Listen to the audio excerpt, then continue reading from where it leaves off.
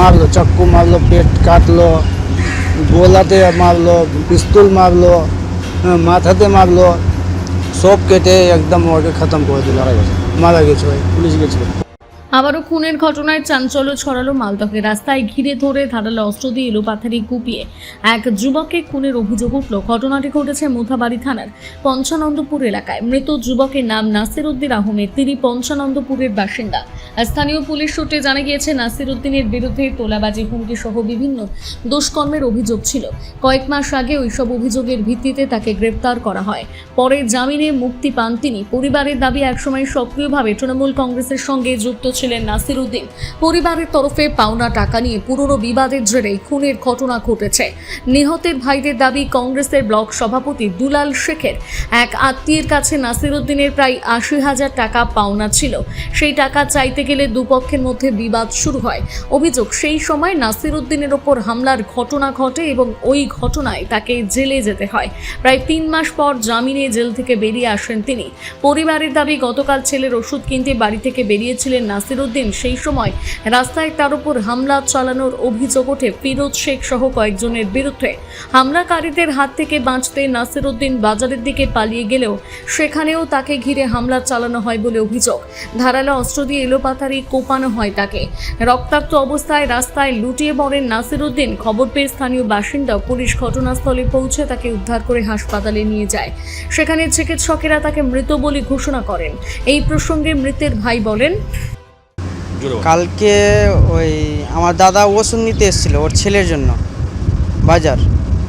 হ্যাঁ, তারপরে মানে ওর বন্ধুরা ডাকলো মুড়ি খেতে আমাদের নয়াবাজার হাই স্কুলের কাছে। হ্যাঁ, ওখানে গিয়েছে। ওখান থেকে ফিরোজ দুলাল প্রধান করে, এখন সভাপতি আছে কংগ্রেসের। ওর ভাই ফিরোজ, হ্যাঁ, ওই আর মিঠুন, সুলতানটোলা মিঠুন, হ্যাঁ, ওরা দুজন গুলি নিয়ে ধাওয়া করে।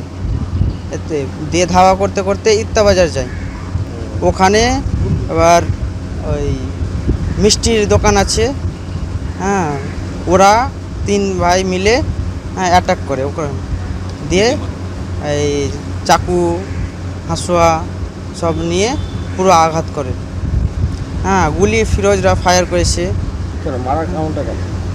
মারার কারণটা মানে ওই মিষ্টির দোকান যাদের আছে, হ্যাঁ, ওর হচ্ছে বোন হচ্ছে দুলাল মেহরা, মানে ও মেহরা বলে চিনে সবাই।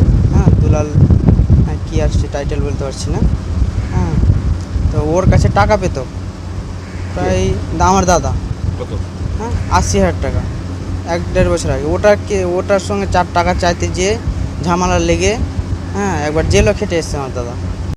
এই ঘটনায় পরিবারের তরফে কংগ্রেসের ব্লক সভাপতি দুলাল শেখ এবং তার ভাই ফিরোজ শেখের বিরুদ্ধে অভিযোগ তোলা হয়েছে। এই প্রসঙ্গে মৃতের এক আত্মীয় জানান, ওই মিলে ধাবা করলো, ওই পালিয়ে ভাগছে নিজের বাড়ি দিকে। ওখানে ফিরোজের ভাইয়ের মিষ্টি দোকানে ওখানে আসলো। ফিরোজরা মিষ্টি দোকানে ভাইরা সব মিলে ওকে মারলো, চাক্কু মারলো, পেট কাটলো, গোলাতে মারলো, পিস্তল মারলো, মাথাতে মারলো, সব কেটে একদম ওকে খতম করে দিল। মারা গেছে। ওই পুলিশ গেছিলো। পুলিশ ডেট করেছে, পায়নি ধরতে।